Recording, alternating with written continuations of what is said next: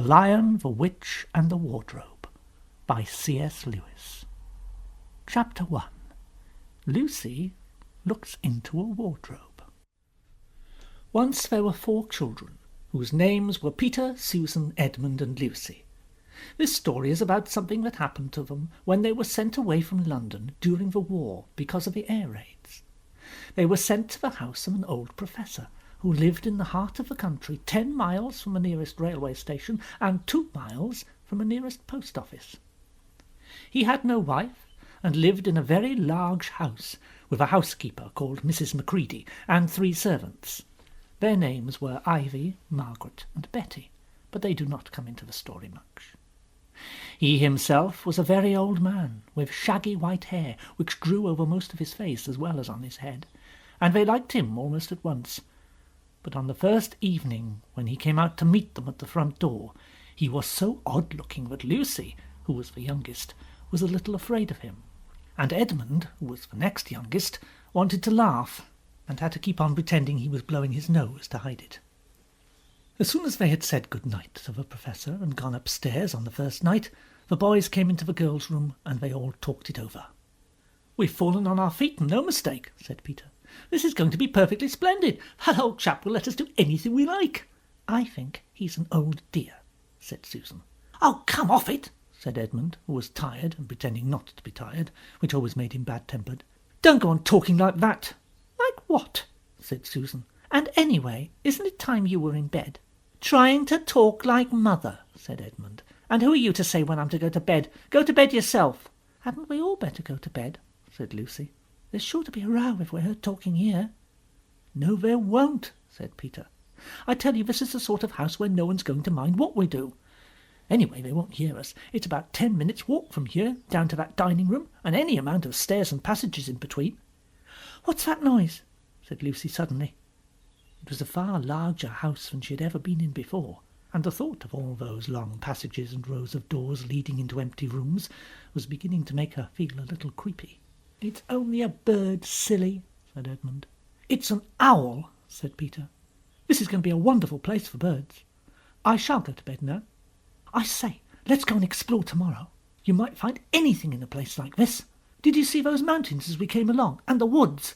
There might be eagles. There might be stags. There'll be hawks." "Badgers," said Lucy. "Foxes," said Edmund. "Rabbits," said Susan. But when the next morning came, there was a steady rain falling, so thick that when you looked out of a window you could see neither the mountains nor the woods, nor even the stream in the garden. "Of course it would be raining," said Edmund. They'd just finished their breakfast with the professor, and were upstairs in the room he had set apart for them, a long, low room with 2 windows looking out in one direction and 2 in another. "Do stop grumbling, Ed," said Susan. 10 to 1 it'll clear up in an hour or so, and in the meantime we're pretty well off. There's a wireless and lots of books." "Not for me," said Peter. "I'm going to explore in the house." Everyone agreed to this, and that was how the adventures began. It was the sort of house that you never seemed to come to the end of, and it was full of unexpected places. The first few doors they tried led only into spare bedrooms, as everyone had expected that they would. But soon they came to a very long room full of pictures, and they found a suit of armour. And after that was a room all hung with green, with a harp in one corner, and then came 3 steps down and 5 steps up, and then a kind of little upstairs hall, and a door that led out onto a balcony, and then a whole series of rooms that led into each other and were lined with books, most of them very old books, and some bigger than a Bible in a church. And shortly after that they looked into a room that was quite empty except for one big wardrobe, the sort that has a looking-glass in the door. There was nothing else in the room at all except a dead blue bottle on the window-sill. "Nothing there," said Peter, and they all trooped out again, all except Lucy. She stayed behind because she thought it would be worthwhile trying the door of the wardrobe, even though she felt almost sure that it would be locked. To her surprise, it opened quite easily, and 2 mothballs dropped out. Looking into the inside, she saw several coats hanging up, mostly long fur coats. There was nothing Lucy liked so much as the smell and feel of fur. She immediately stepped into the wardrobe and got in among the coats and rubbed her face against them, leaving the door open, of course, because she knew that it was very foolish to shut oneself into any wardrobe. Soon she went further in, and found that there was a second row of coats hanging up behind the first one. It was almost quite dark in there, and she kept her arms stretched out in front of her so as not to bump her face into the back of the wardrobe. She took a step further in, then 2 or 3 steps, always expecting to feel woodwork against the tips of her fingers. But she could not feel it. "This must be a simply enormous wardrobe," thought Lucy, going still further in and pushing the soft folds of the coats aside to make room for her. Then she noticed there was something crunching under her feet. "I wonder if it's more mothballs," she thought, stooping down to feel it with her hand. But instead of feeling the hard, smooth wood of the floor of the wardrobe, she felt something soft and powdery and extremely cold. "This is very queer," she said, and went on a step or 2 further. Next moment she found that what was rubbing against her face and hands was no longer soft fur, but something hard and rough and even prickly. "Why, it's just like the branches of trees!" And then she saw that there was a light ahead of her, not a few inches away where the back of the wardrobe ought to have been, but a long way off. Something cold and soft was falling on her. A moment later she found that she was standing in the middle of a wood at night time, with snow under her feet, and snowflakes falling through the air. Lucy felt a little frightened, but she felt very inquisitive and excited as well. She looked back over her shoulder, and there, between the dark tree trunks, she could still see the open doorway of the wardrobe, and even catch a glimpse of the empty room from which she had set out. She had, of course, left the door open, for she knew that it was a very silly thing to shut oneself into a wardrobe. It seemed to be still daylight there. "I can always go back if anything goes wrong." She began to walk forward, crunch, crunch, over the snow and through the wood, towards the other light. In about 10 minutes she reached it, and found it was a lamp-post. As she stood looking at it, wondering why there was a lamp-post in the middle of a wood, and wondering what to do next, she heard a pitter-patter of feet coming towards her. And soon after that, a very strange person stepped out from among the trees into the light of the lamp-post. He was only a little taller than Lucy herself, and he carried over his head an umbrella, white with snow. From the waist upwards he was like a man, but his legs were shaped like a goat's. The hair on them was glossy black, and instead of feet he had goat's hoofs. He also had a tail, but Lucy did not notice this at first, because it was neatly caught up over the arm that held the umbrella, so as to keep it from trailing in the snow. He had a red woolen muffler round his neck, and his skin was rather reddish too. He had a strange but pleasant little face, with a short pointed beard and curly hair, and out of the hair there stuck 2 horns, one on each side of his forehead. One of his hands, as I have said, held the umbrella. In the other arm he carried several brown paper parcels. What with the parcels and the snow, it looked just as if he had been doing his Christmas shopping. He was a fawn, and when he saw Lucy he gave such a start of surprise that he dropped all his parcels. "Goodness gracious me!" exclaimed the fawn.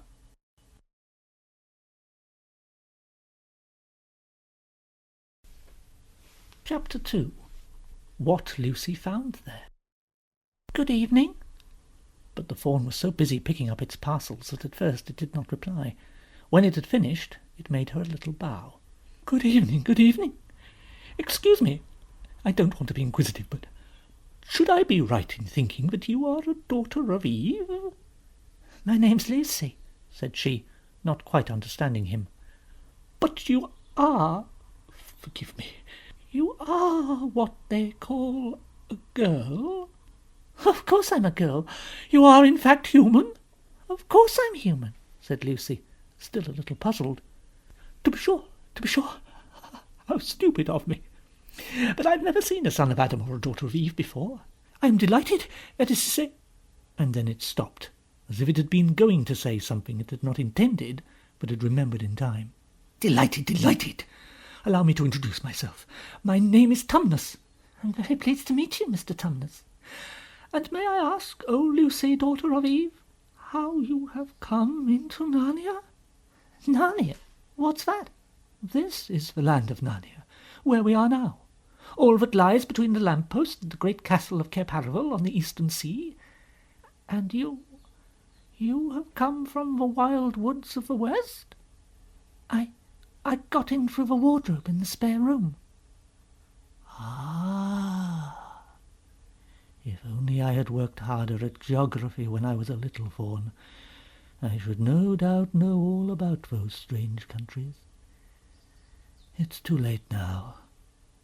But they aren't countries at all. It's only just back there. At least, I'm not sure. It's summer there.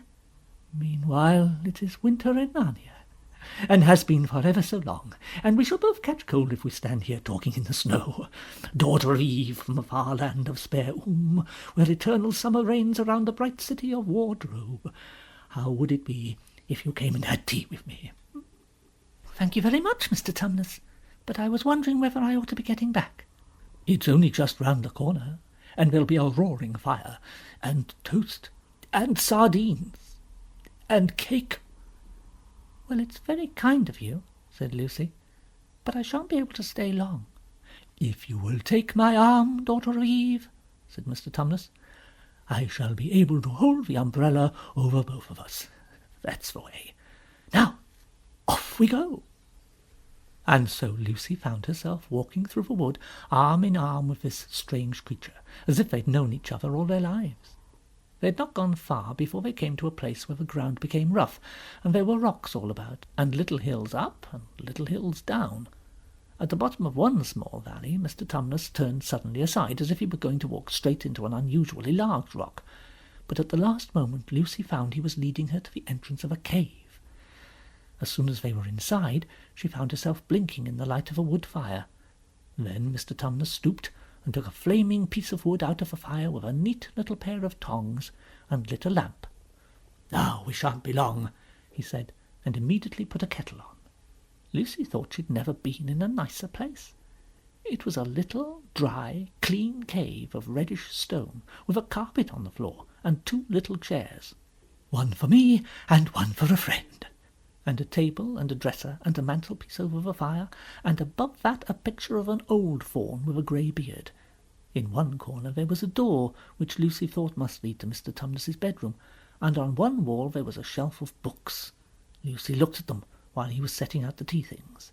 They had titles like The Life and Letters of Silenus, or Nymphs and Their Ways, or Men, Monks and Gamekeepers, a Study in Popular Legend, or Is Man a Myth?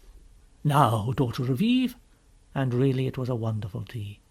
There was a nice brown egg, lightly boiled for each of them, and then sardines on toast, and then buttered toast, and then toast with honey, and then a sugar-topped cake. And when Lucy was tired of eating, the faun began to talk. He had wonderful tales to tell of life in the forest. He told about the midnight dances, and how the nymphs who lived in the wells and the dryads who lived in the trees came out to dance with the fauns, about long hunting parties after the milk-white stag who could give you wishes if you caught him, about feasting and treasure-seeking with the wild red dwarfs in deep mines and caverns far beneath the forest floor, and then about summer, when the woods were green, and old Silenus on his fat donkey would come to visit them, and sometimes Bacchus himself. And then the streams would run with wine instead of water, and the whole forest would give itself up to jollification for weeks on end. Not that it isn't always winter now, he added gloomily. Then, to cheer himself up, he took out from its case on the dresser a strange little flute that looked as if it had been made of straw, and began to play. And the tune he played made Lucy want to cry and laugh and dance and go to sleep, all at the same time. It must have been hours later when she shook herself and said, "Oh, Mr. Tumnus, I'm so sorry to stop you, and I do love that tune. But really I must go home. I only meant to stay for a few minutes." "It's no good now, you know," said the faun, laying down its flute and shaking its head at her very sorrowfully. "No good?" said Lucy, jumping up and feeling rather frightened. "What do you mean? I've got to go home at once. The others will be wondering what's happened to me." But a moment later she asked, "Mr. Tumnus, whatever is the matter?" For the faun's brown eyes had filled with tears, and then the tears began trickling down its cheeks, and soon they were running off the end of its nose, and at last it covered its face with its hands, and began to howl. "Mr. Tumnus, Mr. Tumnus," said Lucy in great distress. "Don't! What is the matter? Aren't you well? Dear Mr. Tumnus, do tell me what's wrong." But the fawn continued sobbing as if its heart would break, and even when Lucy went over and put her arms round him and lent him her handkerchief, he did not stop. He merely took the handkerchief and kept on using it, wringing it out with both hands whenever it got too wet to be any more use, so that presently Lucy was standing in a damp patch. "Mr. Tumnus," bawled Lucy in his ear, shaking him, "do stop it at once. You ought to be ashamed of yourself, a great big fawn like you. What on earth are you crying about?" Oh, I'm crying because I'm such a bad fawn." "I don't think you're a bad fawn at all. I think you're a very good fawn. You're the nicest fawn I've ever met." "Oh, you wouldn't say that if you knew." "No, I'm a bad fawn. I don't suppose there ever was a worse fawn since the beginning of the world." "But what have you done?" "My old father now," said Mr. Tumnus. "That's his picture over the mantelpiece. He would never have done a thing like this." "A thing like what?" "Like what I've done. Oh, taken service under the White Witch. That's what I am. I'm in the pay of the White Witch." "The White Witch? Who's she?" "Why, it is she who has got all Narnia under her thumb. It's she who makes it always winter and never Christmas. Think of that." "How awful! But what does she pay you for?" "That's the worst of it," said Mr. Tumnus with a deep groan. "I'm a kidnapper for her. That's what I am. Look at me, daughter of Eve. Would you believe that I'm the sort of fawn to meet a poor innocent child in the woods, one who'd never done me any harm, and pretend to be friendly with it, and invite it home to my cave, all for the sake of lulling it asleep and then handing it over to the White Witch?" "No, I'm sure you wouldn't do anything of the sort." "But I have." "Well," said Lucy, rather slowly, for she wanted to be truthful, and yet not too hard on him. "Well, that was pretty bad. But you're so sorry for it. I'm sure you'll never do it again." "Daughter of Eve, don't you understand? It isn't something I have done. I'm doing it now. This very moment." "What do you mean?" cried Lucy, turning very white. "You are the child. I had orders from the White Witch that if I ever saw a son of Adam or a daughter of Eve in the wood, I was to catch them and hand them over to her. And you're the first I've ever met. And I've pretended to be your friend and asked you to tea, and all the time I've been meaning to wait till you were asleep and then go and tell her." "Oh, but you won't, Mr. Tumnus, you won't, will you? Indeed, you really mustn't." "And if I don't," said he, beginning to cry again, "she's sure to find out, and she'll have my tail cut off, and my horns sawn off, and my beard plucked out, and she'll wave her wand over my beautiful cloven hoofs and turn them into horrid, solid hoofs like a wretched horse's.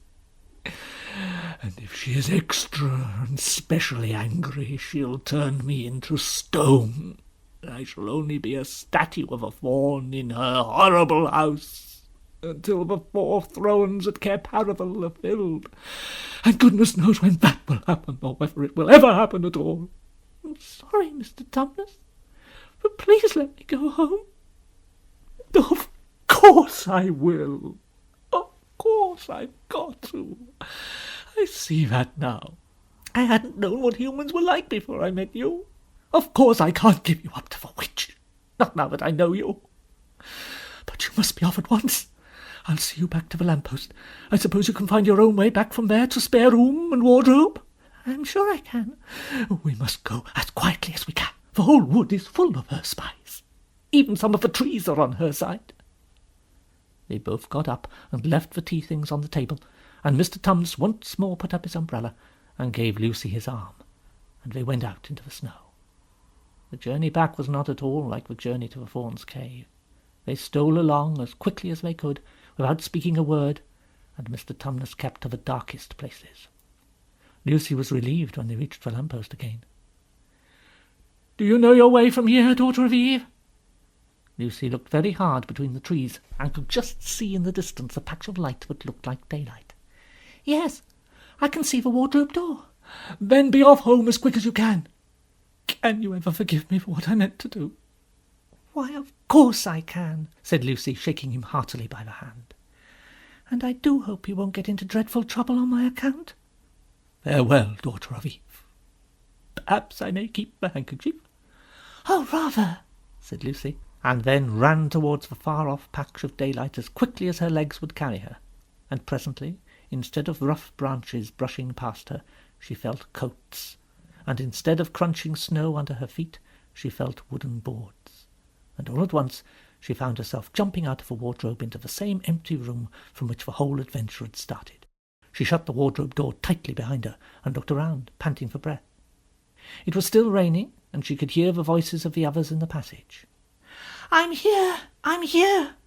I've come back! I'm all right!"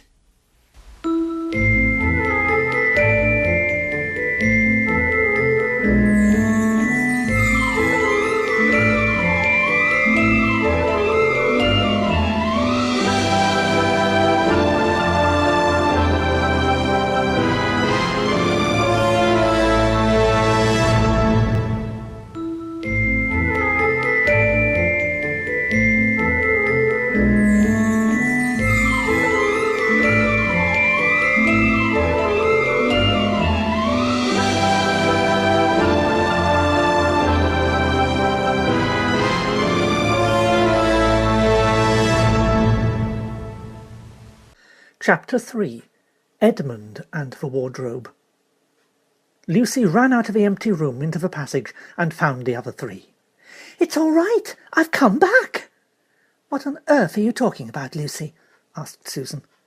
"Why," said Lucy in amazement, "haven't you all been wondering where I was?" "So you've been hiding, have you?" said Peter. "Poor old Lou, hiding and nobody noticed. You'll have to hide longer than that if you want people to start looking for you." "But I've been away for hours and hours." The others all stared at one another. "Batty," said Edmund, tapping his head. "Quite batty." "What do you mean, Lou?" asked Peter. "What I said," answered Lucy. "It was just after breakfast when I went into the wardrobe. I've been away for hours and hours and had tea, and all sorts of things have happened." "Don't be silly, Lucy. We've only just come out of that room a moment ago, and you were there then." "She's not being silly at all. She's just making up a story for fun, aren't you, Lou? Why shouldn't she?" "No, Peter, I'm not. It's a magic wardrobe. There's a wood inside it, and it's snowing, and there's a fawn and a witch, and it's called Narnia. Come and see." The others did not know what to think, but Lucy was so excited that they all went back with her into the room. She rushed ahead of them, flung open the door of the wardrobe and cried, "Now, go in and see for yourselves." "Why, you goose," said Susan, putting her head inside and pulling the fur coats apart. "It's just an ordinary wardrobe. Look, there's the back of it." Then everyone looked in and pulled the coats apart, and they all saw, Lucy herself saw, a perfectly ordinary wardrobe. There was no wood and no snow, only the back of a wardrobe, with hooks on it. Peter went in and rapped his knuckles on it to make sure that it was solid. "Jolly good hoax, Lou," he said as he came out again. "You've really taken us in, I must admit. We half believed you." "But it wasn't a hoax at all. Really and truly. It was all different a moment ago. Honestly, it was, I promise." "Come, Lou, that's going a bit far. You've had your joke, and you'd better drop it now." Lucy grew very red in the face and tried to say something, though she hardly knew what she was trying to say, and burst into tears. For the next few days she was very miserable. She could have made it up with the others quite easily at any moment if she could have brought herself to say that the whole thing was only a story made up for fun. But Lucy was a very truthful girl, and she knew that she was really in the right, and she could not bring herself to say this. The others, who thought she was telling a lie, and a silly lie too, made her very unhappy. The two elder ones did this without meaning to do it, but Edmund could be spiteful, and on this occasion he was spiteful. He sneered and jeered at Lucy, and kept on asking her if she'd found any other new countries in other cupboards all over the house. What made it worse was that these days ought to have been delightful. The weather was fine, and they were out of doors from morning to night, bathing, fishing, climbing trees, and lying in the heather. But Lucy could not properly enjoy any of it, and so things went on until the next wet day. That day, when it came to the afternoon, and there was still no sign of a break in the weather, they decided to play hide-and-seek. Susan was it, and as soon as the others scattered to hide, Lucy went to the room where the wardrobe was. She did not mean to hide in the wardrobe, because she knew that would only set the others talking again about the whole wretched business. But she did want to have one more look inside it, for by this time she was beginning to wonder herself whether Narnia and the Faun had not been a dream. The house was so large and complicated and full of hiding places that she thought she would have time to have one look into the wardrobe and then hide somewhere else. But as soon as she reached it, she heard steps in the passage outside. And then there was nothing for it but to jump into the wardrobe and hold the door closed behind her. She did not shut it properly, because she knew that it is very silly to shut oneself into a wardrobe, even if it is not a magic one. Now the steps she had heard were those of Edmund, and he came into the room just in time to see Lucy vanishing into the wardrobe. He at once decided to get into it himself, not because he thought it a particularly good place to hide, but because he wanted to go on teasing her about her imaginary country. He opened the door. There were coats hanging up as usual, and a smell of mothballs, and darkness, and silence, and no sign of Lucy. "She thinks I'm Susan come to catch her, and she's keeping very quiet at the back." He jumped in and shut the door, forgetting what a very foolish thing this is to do. Then he began feeling about for Lucy in the dark. He had expected to find her in a few seconds, and was very surprised when he did not. He decided to open the door again and let in some light, but he could not find the door either. He didn't like this at all, and began groping wildly in every direction. He even shouted out, "Lucy! Lou, where are you? I know you're here!" There was no answer, and Edmund noticed that his own voice had a curious sound, not the sound you expect in a cupboard, but a kind of open-air sound. He also noticed that he was unexpectedly cold, and then he saw a light. "Thank goodness, the door must have swung open of its own accord." He forgot all about Lucy and went towards the light, which he thought was the open door of the wardrobe. But instead of finding himself stepping out into the spare room, he found himself stepping out from the shadow of some thick, dark fir trees into an open place in the middle of a wood. There was crisp, dry snow under his feet, and more snow lying on the branches of the trees. Overhead there was pale blue sky, the sort of sky one sees on a fine winter day in the morning. Straight ahead of him he saw between the tree trunks the sun just rising, very red and clear. Everything was perfectly still, as if he were the only living creature in that country. There was not even a robin or a squirrel among the trees, and the wood stretched as far as he could see in every direction. He shivered. He now remembered that he had been looking for Lucy, and also how unpleasant he had been to her about her imaginary country, which now turned out not to have been imaginary at all. He thought that she must be somewhere quite close, and so he shouted, "Lucy! Lucy! I'm here too! Edmund!" There was no answer.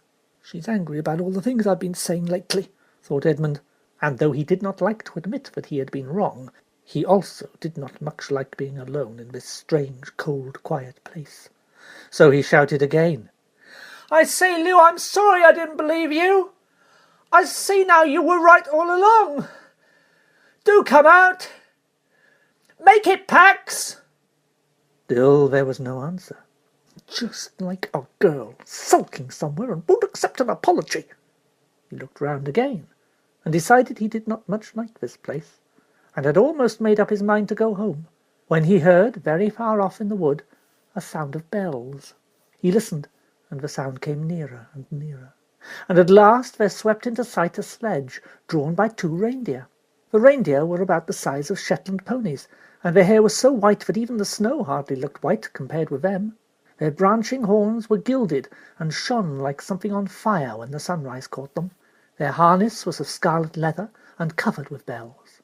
On the sledge, driving the reindeer, sat a fat dwarf who would have been about 3 feet high if he had been standing.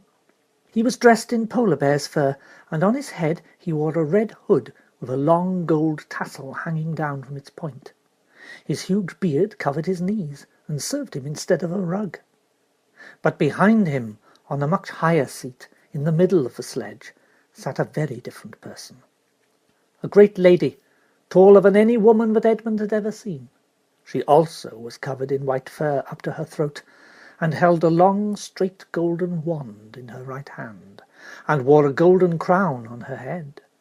Her face was white, not merely pale, but white like snow or paper or icing sugar, except for her very red mouth. It was a beautiful face in other respects, but proud and cold and stern.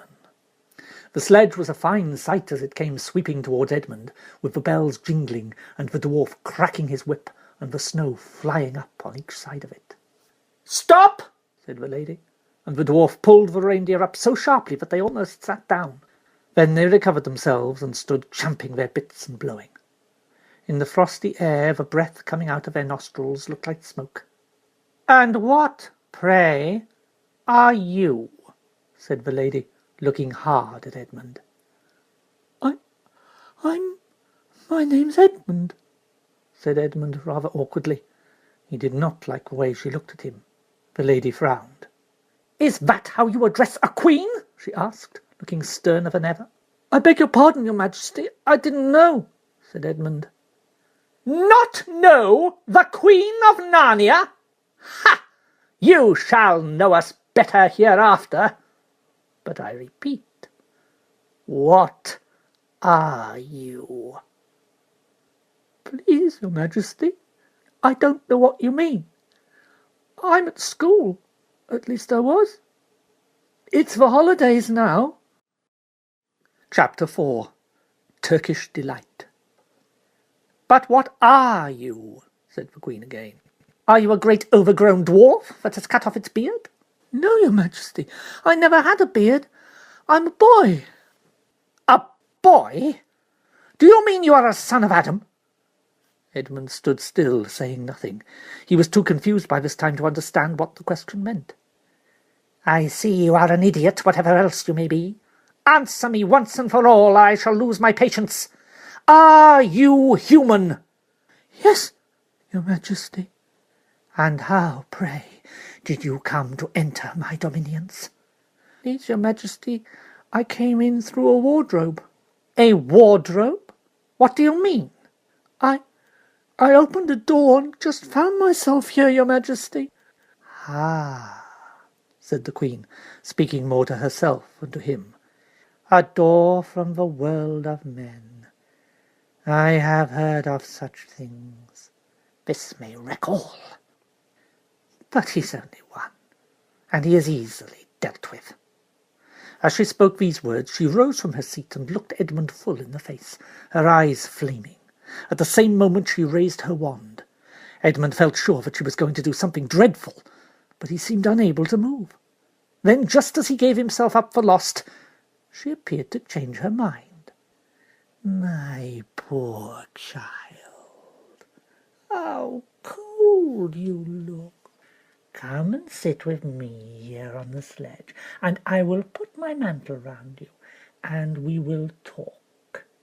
Edmund did not like this arrangement at all, but he dared not disobey.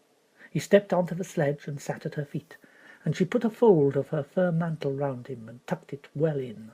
"Perhaps something hot to drink? Should you like that?" "Yes, please, your majesty," said Edmund, whose teeth were chattering.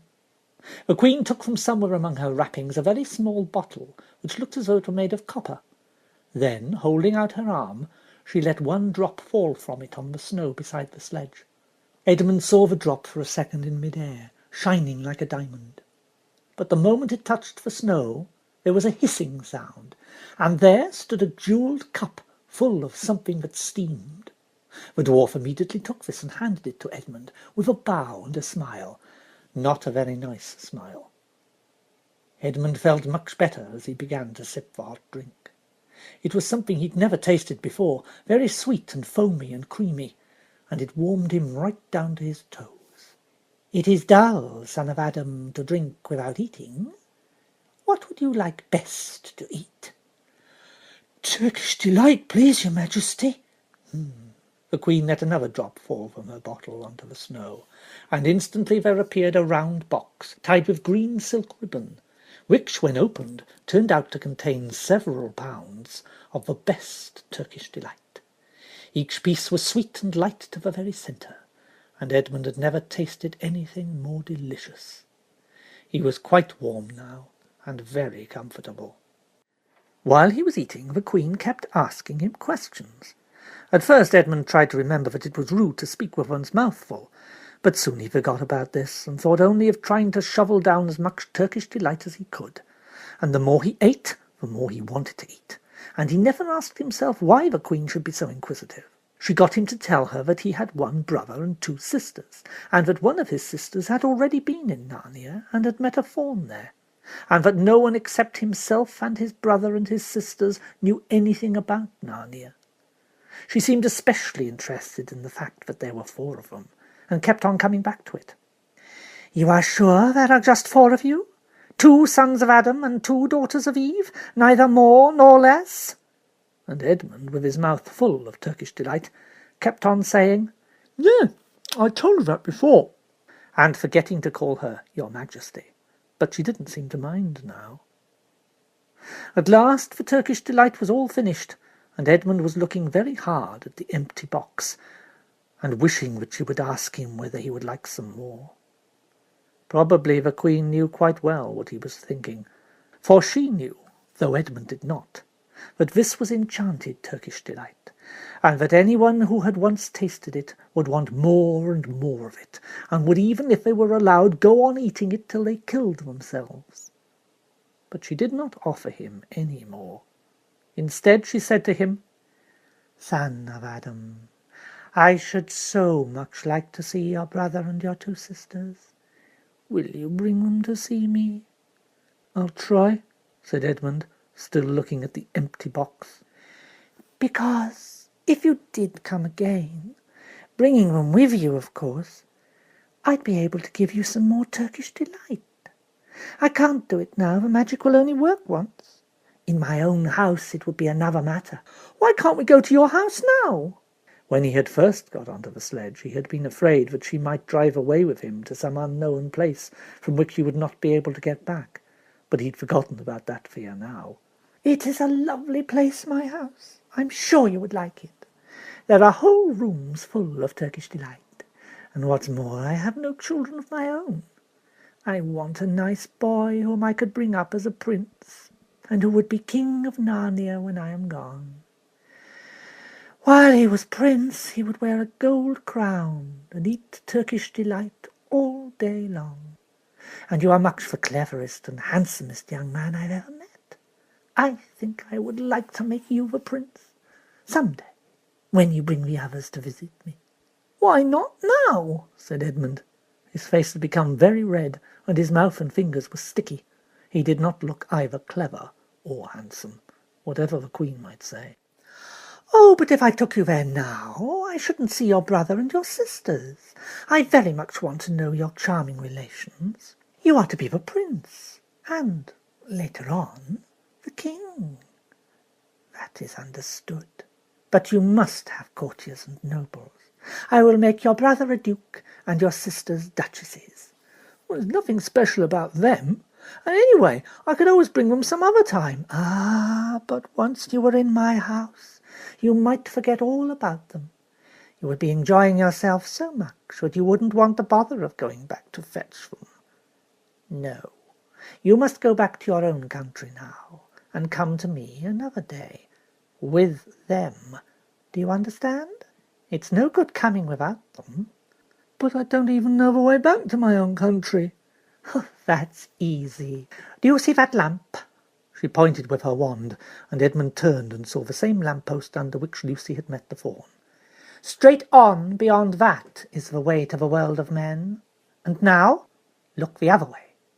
Here she pointed in the opposite direction. And tell me if you can see two little hills rising above the trees. Think I can? Well, my house is between those two hills. So next time you come, you have only to find the lamp-post and look for those two hills, and walk through the wood till you reach my house. But remember, you must bring the others with you. I might have to be very angry with you if you came alone. I'll do my best. And, by the way, you needn't tell them about me. It would be fun to keep it a secret between us two, wouldn't it? Make it a surprise for them. Just bring them along to the two hills. A clever boy like you will easily think of some excuse for doing that. And when you come to my house, you could just say, "Let's see who lives here," or something like that. I am sure that would be best. If your sister has met one of the fawns, she may have heard strange stories about me. Nasty stories that might make her afraid to come to me. Fawns will say anything, you know. And now? Oh, please, please, please, couldn't I have just one more piece of Turkish delight to eat on the way home? No, no. You must wait till next time. Till next time. While she spoke, she signalled to the dwarf to drive on. But as the sledge swept out of sight, the Queen waved to Edmund, calling out, next time, don't forget, come soon." Edmund was still staring after the sledge when he heard someone calling his own name, and looking round he saw Lucy coming towards him from another part of the wood. "Oh, Edmund, so you got in too! Isn't it wonderful? And now, all right. I see you were right. It's a magic wardrobe after all. Say I'm sorry if you like. But where on earth have you been all this time? I've been looking for you everywhere." Well, if I'd known you got in, I would have waited for you. Lucy was too happy and excited to notice how snappishly Edmund spoke, or how flushed and strange his face was. "I've been having lunch with dear Mr. Tumnus the fawn, and he's very well, and the White Witch has done nothing to him for letting me go, so he thinks she can't have found out. Perhaps everything is going to be all right after all." "The White Witch? Who's she?" "She's a perfectly terrible person. She calls herself the Queen of Narnia, but she's no right to be queen at all. And all the fauns and dryads and naiads and dwarfs and animals, at least all the good ones, simply hate her. And she can turn people into stone and do all kinds of horrible things. And she's made a magic so that it's always winter in Narnia, always winter, but it never gets to Christmas. And she drives about on a sledge drawn by reindeer, with her wand in her hand and a crown on her head." Edmund was already feeling uncomfortable from having eaten too many sweets, and when he heard that the lady he had made friends with was a dangerous witch, he felt even more uncomfortable. But he still wanted to taste that Turkish delight again, more than he wanted anything else. "Who told you all that stuff about the White Witch?" "Mr. Tumnus the fawn." "You can't always believe what fawns say," said Edmund, trying to sound as if he knew far more about them than Lucy. "Who says so?" "Everyone knows it. Ask anybody you like. But it's pretty poor sport standing here in the snow. Let's go home." "Oh, yes, let's. Oh, Edmund, I am glad you got in too. The others will have to believe in Narnia now that both of us have been here. What fun it'll be!" But Edmund secretly thought that it would not be as good fun for him as for her. He would have to admit that Lucy had been right before all the others, and he felt sure the others would all be on the side of the fawns and the animals. But he was already more than half on the side of the witch. He did not know what he would say or how he would keep his secret once they were all talking about Narnia. By this time they'd walked a good way. Then suddenly they felt coats around them instead of branches, and the next moment they were both standing outside the wardrobe in the empty room.